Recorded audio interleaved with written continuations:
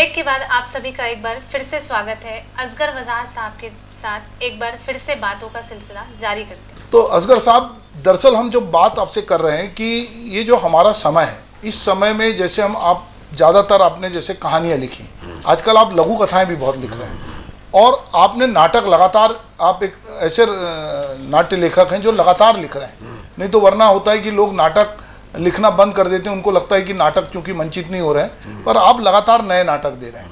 तो ये समय है जिसमें लगता है कि नाटक में तो एक दर्शक आता है और नाटक हर बार अपनी नई प्रस्तुति होती है और वो सीमित तक जाता है, पर सिनेमा जो है वो उसका व्यापक फलक होता है। तो इस समय अगर हमको लोक शिक्षण करना है या लोगों तक पहुंचना है तो हमको क्या कौन कौन से टूल्स इस्तेमाल करने पड़ेंगे और किस तरह की नई रणनीति के साथ काम करना पड़ेगा? देखिए, दो बातें हैं जी। एक तो बात यह है कि साहित्य का, नाटक का, रंगमंच का जो प्रयोग है वो किया जाए कम्युनिटी लेवल के ऊपर। जी। कम्युनिटी लेवल से मेरी मुराद यह है कि टारगेट बना करके किसी एक इलाके में, किसी एक शहर में, किसी एक क्षेत्र में कला संबंधी गतिविधियों को एक सुचारू रूप से और नियमित रूप से चलाया जाए। एक तो तरीका ये हो सकता है कि आप कलाओं के माध्यम से लोगों तक पहुँचें और लोगों के विचारों को, लोगों के व्यवहार को, उनकी सोच को प्रभावित करें, है ना, वो उसका प्रभाव में आए। जी। दूसरा ये है कि एक बड़ा स्तर होता है। बड़ा स्तर ये होता है कि आप बड़ी फिल्म बनाएं, बड़े सीरियल बनाएं, बड़े धारावाहिक बनाएं और वो बड़े धारावाहिक जो हैं वो लोगों के सामने आएं। लेकिन इससे भी बड़ी और महत्वपूर्ण बात यह है कि अभी तक ग्रास रूट लेवल पर काम करने वालों की, मीडिया में जो काम करने वाले लोग हैं, तो उनकी एक नेटवर्किंग नहीं हुई। मतलब वो पता नहीं है किसी को कि भाई जो हम चाहते हैं काम करना मीडिया के माध्यम से, वो दूसरे और कौन लोग हैं जो करना चाहते हैं और हम दोनों एक दूसरे को क्या दे सकते हैं, क्या हम उनसे ले सकते हैं। तो इस तरह की अगर स्थिति पैदा होती है तो उससे बड़ा फ़ायदा हो। जैसे मैं आपको नाटकी के क्षेत्र में कहूँ, जी। नाटक के क्षेत्र में तो एक पुस्तक हो कि हुज़ हू इन हिंदी प्ले, जी, है ना, हिंदी नाटकों में कौन क्या है, कहाँ है ना। एक किताब हो जिसमें पता चल जाए कि भाई हिंदी के जो 5-6 प्रदेश हैं, इन प्रदेशों में निर्देशक कौन कौन है, कितने हैं, क्या किया उन्होंने, अभिनेता कौन है, संगीत कौन दे सकता है, लेखक कितने हैं। तो जब ये इन्फॉर्मेशन आपके पास होगी तभी जो है ग्रास रूट लेवल के ऊपर एक एकजुटता पैदा होगी और लोग एक दूसरे के काम में मदद और सहयोग देंगे, है ना। जी। बड़े स्तर पर करने वाले काम हैं वो भी ज़रूरी है। बड़े स्तर पर करने वाले कामों में आप जानते हैं कि मुंबई में बहुत से ऐसे ग्रुप्स हैं जिन्होंने कोऑपरेटिव्स बनाए हुए हैं, है ना सब। जी। 6 लोगों का ग्रुप है, वो कहते हैं कि एक फिल्म एक आदमी डायरेक्ट करेगा और 5 लोग जो हैं वो उसके साथ उसको सपोर्ट करेंगे, है ना। सभी लोग मिल करके फिल्म के प्रोडक्शन को सफल बनाएंगे, काम करेंगे। इस तरह के ग्रुप्स को का पैदा करना, उनका सामने आना बहुत ज़रूरी है, क्योंकि जो इस तरह के काम करने वाले हैं, जो पॉजिटिव काम करने वाले हैं, तो उनके लिए सपोर्ट सिस्टम जो है वो थोड़ा कमज़ोर है। कमज़ोर इस माने से है कि जो व्यवसायी हैं, जो बिल्कुल चाहते हैं कि हम मीडिया को पैसा कमाने के लिए या किसी प्रकार की सत्ता के लिए इस्तेमाल करें, उनके पास साधनों की कमी नहीं है। लेकिन जो किसी तरह का एक सार्थक काम करना चाहते हैं, उनके पास साधनों की थोड़ी कमी है और साधनों की कमी को एकजुटता से ही पूरा किया जा सकता है। तो ये रणनीतियाँ अपनाने की ज़रूरत पड़ती। आप बिल्कुल सही कह रहे हैं कि हमको एक रणनीति के तहत, पर हम देखते हैं कि जो दूसरी ताकतें हैं वो स्कूल शिक्षा से लेकर नाटक तक, मतलब हर जगह, सिनेमा तक अपनी उपस्थिति बहुत तेज़ी से दर्ज करा रही और समाज को उस तरह से मतलब उस तरह की चीज़ों को डाल रही कि एक तरह का मानस लोगों का सेट हो।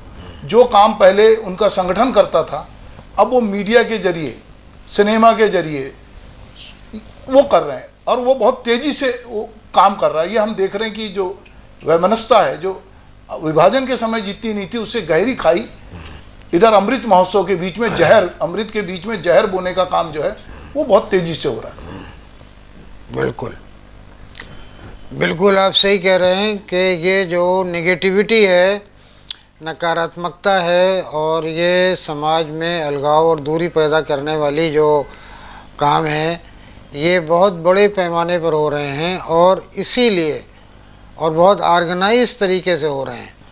तो इसीलिए जो आदमी, जो लोग पॉजिटिविटी चाहते हैं, जो चाहते हैं कि देश में एकता रहे, देश में अखंडता रहे, देश में सभी वर्ग और सभी समुदायों के बीच में सौहार्द रहे, तो उनकी जिम्मेदारी बहुत बढ़ जाती है।